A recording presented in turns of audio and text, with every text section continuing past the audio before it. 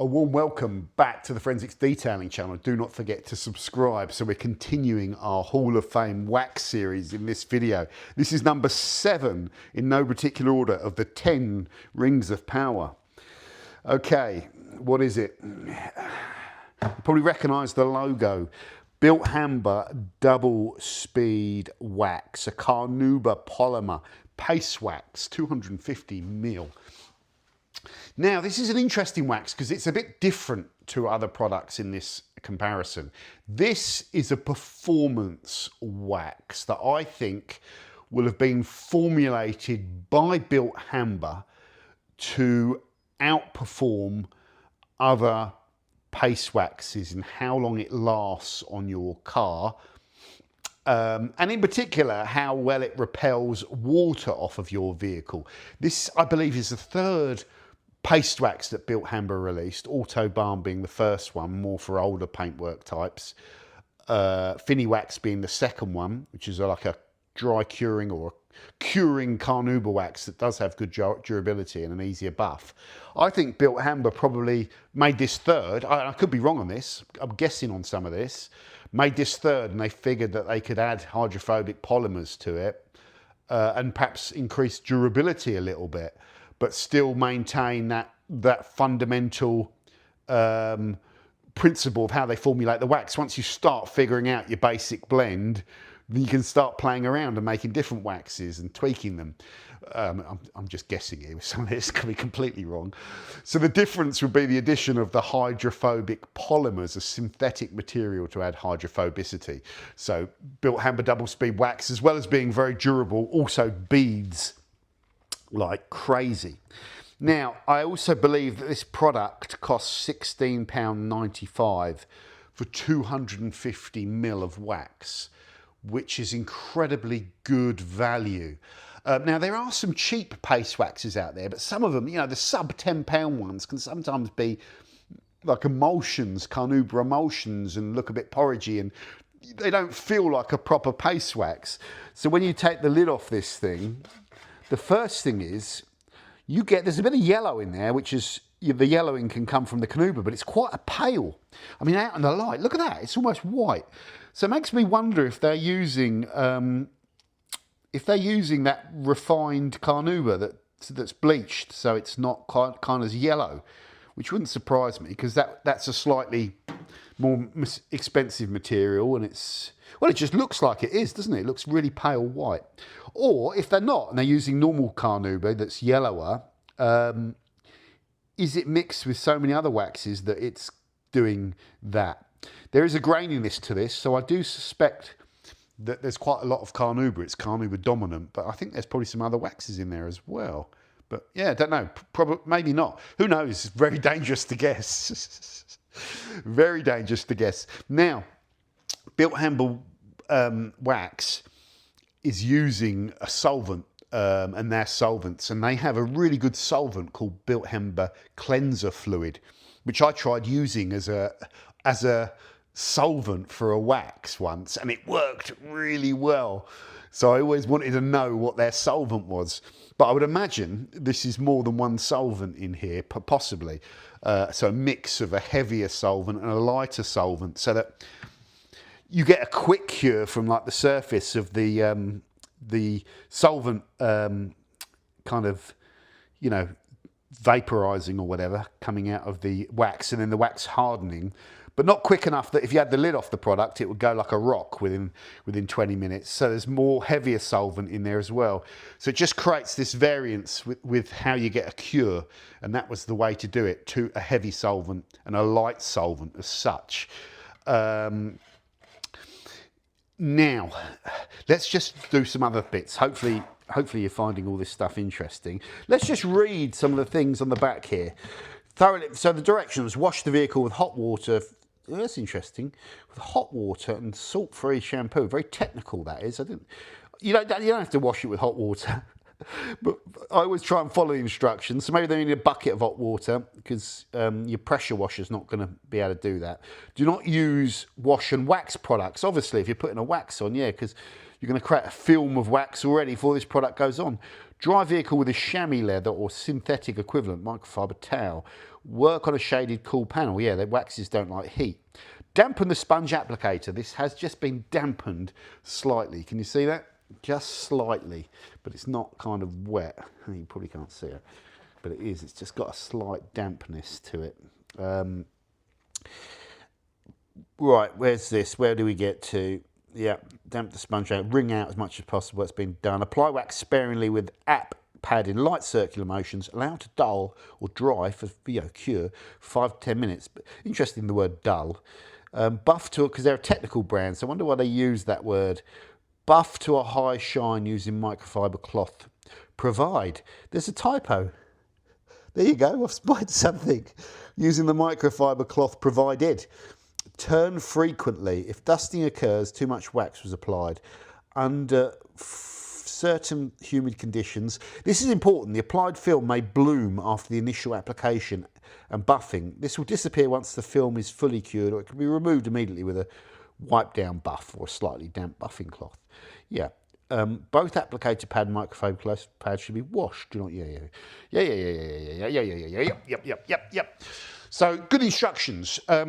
The blooming thing, that can be a problem. It can be a blooming problem. And it can be a problem with carnauba dominant waxes. And it can be a problem, more so, in my opinion, when you store cars in garages with high humidity, which is what I get in here. So sometimes you see me leaving this little window open so it doesn't get quite as humid. But in summer, if it's really humid, and this has happened to me, this double speed wax, I've put it on my car and then come down the next day and seen like these patches of, what they call blooming. But I always thought it was the moisture in the air, and it may well be, I don't know. I thought it was the moisture in the air sticking to the carnauba on the surface, and you could always wipe it off, but it was still a problem for me. I didn't like it when it did it. It's not the only wax that does it. Like I say, some of my waxes that I made did it. Other waxes have done it, and some of the waxes that I have used that haven't done it can probably do it. The bottom line, I think, is if you've got a carnauba paste wax, there's a good chance that you may well get blooming.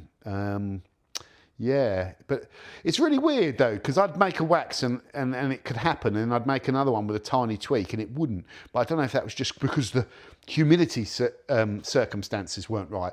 But anyway, we talk about the bad things on there, and Bilt Hamber put it on the label of their product. So if you don't like blooming or you're worried about that, then don't buy this wax. It's amazing. You can actually say, don't buy it without there being any dramas. Because it's fair to say you might not like blooming. That's down to you. Buy this wax because you want a carnauba wax experience that's, giving you more durability and doesn't cost a lot of money. Yeah. Now, it's also, this wax has been used so the ice rink isn't intact. You do get a bit of shrinkage, especially when you use this type of tin, because it can expand when you pour hot liquid into it as well. Then all the contraction and stuff, you can get a bit cracking. But it's a pretty good ice rink. I can't remember what it was like when it was brand new. Some little bits of cracking going on there. So I wonder if they've got a little bit of Montan in that blend. Be interested if Bilt Hamber are into all of using all these different waxes, or they just come to the conclusion that a good carnauba base was fine. But I think there's other waxes in there. But using those other waxes can get down that sort of more, the sort of craft wax rather than the kind of performance wax element. Okay, because ultimately it might not be of too much benefit. So I'm interested if there's like beeswax or Montan. I think there's some Montan in there. Wouldn't surprise me if this was predominantly carnauba, a little bit of Montan and a tiny bit of paraffin, because that was always a good cookie cutter kind of starting point, without introducing weird waxes. Beeswax is always a weird wax that I felt made the wax sticky. Now this is quite a dry pickup. This is not an oily wax at all, this Bilt Hamber. It's quite a dry wax, it's a hard wax. We're going to go on to our point of our panel here and just put this down. This is out of all of the waxes, I think it's fair to say, that are in this test. It's got some little watermarks there, little dried on soap stains, which shows just what could do that. A little bit of panel wipe, descaler, We'll just buff on it first. You know, we'll get it wet. I'm under the clock here, so I shouldn't really be messing around with this if it doesn't buff off. Yeah, it needs a little bit of panel wipe or something. I think. Oh, never mind. I'll sort that out later on. We'll just wax over that. Maybe the wax will take it off. Out of all of the waxes that are in our Hall of Fame, this is the driest spread. So I think the damp applicator is maybe just there to help you with that. But I can feel it's the least oily wax. When you have oil in a wax, you know, it makes it easier to spread. It makes the wax softer. But the downside is the oil is something that's emulsified by detergents and broken down by detergents. So the more oil you have in your wax, probably the less durability you're going to get. But you know, we don't get the show wax spread with this Bilt Hamber product. It's there. From certain angles, it will look like I haven't applied it all, but it's just because of the light, yeah. Yeah, so it's not the easiest wax to spread, but with great power comes great responsibility. No, with great endeavour. So the fact you might have a slightly drier experience than some of these show waxes that are all oiled up and they go on like butter, this drier film of wax should give you a harder material that's less broken down by detergent.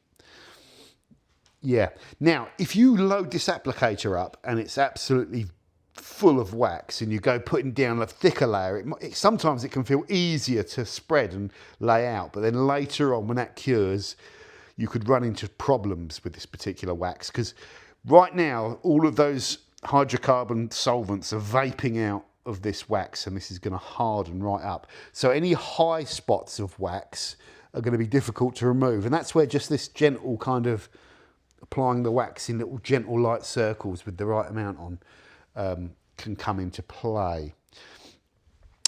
Okay, so normally we would wait 10 minutes, and I think with this product, I think it would be a good idea to just come back. So let's do it. Okay guys, we're back. It's been over 5 minutes. You could leave this longer. Like it's starting to kind of haze up now, and then when you put your finger over it, you kind of go, you can feel that film is toughening up. You can almost go back to the panel if you put a little bit more pressure. So I think we're good to buff with this wax, and I think we've done a reasonable job of laying this out over this little small section, so I don't think we're going to have any problems. If we left this longer, then it's going to harden more, so, you know. But yeah, if you get it right, you get a thin layer of it on. This wax just comes off without too much aggro at all. I have probably applied this, and there's times where I've probably fallen into the trap of just putting a little bit too much on and perhaps leaving it a little bit too long. And if you do that, you're going to create a little bit of hard work for yourself. But yeah, in the right environment, leaving it the right time, it's really easy to buff actually. But yeah, like I say, if you leave it longer, it can be difficult. It can be difficult, and you can get little dried on bits on the swage lines that you might need to buff a little bit stronger. These soft cloths, you know, they're great, but the harder the wax is, the more you pull on the cloths. So also another test is when you are buffing like these paste waxes, you don't want any like fibres coming off here, which means you're pulling on the cloth too much. But yeah, that's just buffing back lovely to a lovely gloss.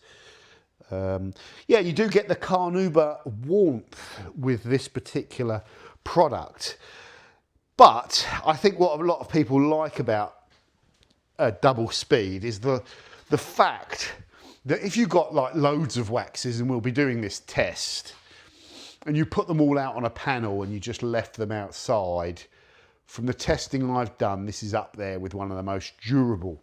And people just tend to notice that, you know, they're washing the car and they see the water kind of sheeting off it and all that. Yeah, you can see that hydrophobicity at play there.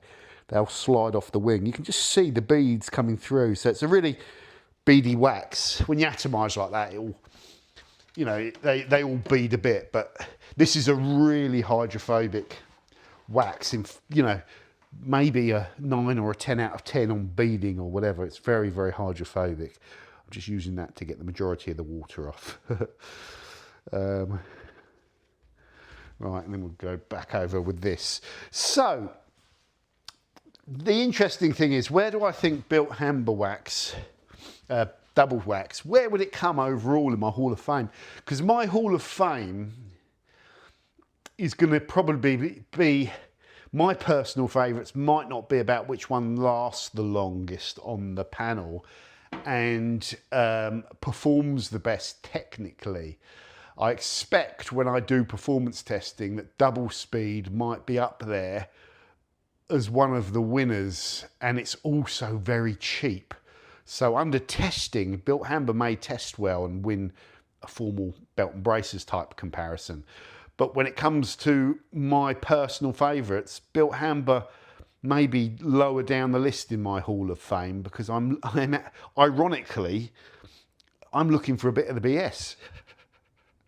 I want a little bit of that kind of boutique thing. Maybe it's me wanting to believe it because I've spent like 200 plus on some of the quid plus on some of these waxes. I've got to tell myself it's got to be worth it. Maybe it isn't. But I do just love having some really expensive paste waxes in my fridge, and that was part of the kind of, or cooler, correct word, and that's part of the desirability factor. But how you scale that into conducting a review, because it becomes very personal then. You could really take any of these 10 Hall of Fame waxes and make an argument why one of them could be number one and one of them number two. Just depends how you want to do it. But yeah, technically under testing, you would look at things like durability, wouldn't you? You'd look at gloss, you'd look at beading, you would look at price, you'd look at all the things that people would want as a consumer. And yeah, the Bilt Hamber one would be very hard to beat in that sense. That is why this is in the Hall of Fame. Bilt Hamber probably could have put this into a glass pot, slightly played more on the durability factor of it, you know, come up with a more sort of sexy name maybe. They don't tend to do sexy names, they do functional names, don't they? Corosol, Touchless, Autofoam, they're quite functional kind of brand. But if they'd have gone down that kind of boutique line with the handmade wax in a glass jar, they could have probably charged 100 quid for this pot of wax as a high-end addition to their range. Sorry, I just did that. Ding. As a high-end addition to their functional waxes. They could have gone down that road. They never will, though. They're just not that sort of brand, are they? They are a very technical brand. They're a technical brand that formulate products, I think, to be the best on the market within their test criteria, and they'll go and pick products which I think they recognise are up there and people talk about them. They've got good reputations from brands that they know are good, and also have, you know, good kind of chemical offerings, if you like. They test against those until they're happy that the product beats those in the performance that they can measure, and then they tend to sell the products a lot cheaper than those other brands as well. There's no hint with Bilt Hamber of like a detailing scene brand where they charge you like, you know, 500 quid for a, you know, a watermelon fragranced, I don't know, whatever it is, a panel wipe, a polish, QD, you know, there's just none of that. It's the products tend to be really functional and really well priced, which is what I think a lot of people like. And you can argue that Bilt Hamber have some big gaps in their range, and they do.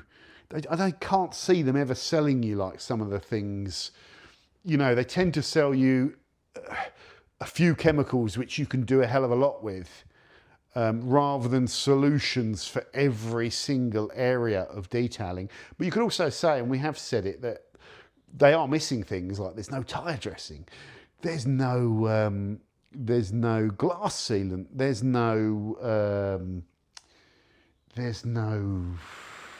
what's some common stuff that's missing? Dressings maybe, interior dressing, although you can use a QD. There are gaps in their range, and I think there's products, we all want to see them fill those gaps because we love the products so much, and I think hopefully we will see more products, but I don't think they'll ever go down that line of kind of trying to be a detailing brand, and I hope they don't, because I love that functional value side of them. And this wax, you could argue, exemplifies a lot of what they're all about. You know, really good durability, performance, which is probably what they built it for not a lot of money. There we go, guys. So that is wax number 7, not in any particular order, of our Hall of Fame. Do you feel double speed should be in there? Is it too functional? Should these waxes be more like handcrafted, hand poured, more luxurious, or does this deserve its place in the Hall of Fame? We only have 2 slots left in the Hall of Fame. What are they going to be? Let me know. Other than that, take care, and thank you very much for watching as always. See you soon on the Forensics Detailing channel.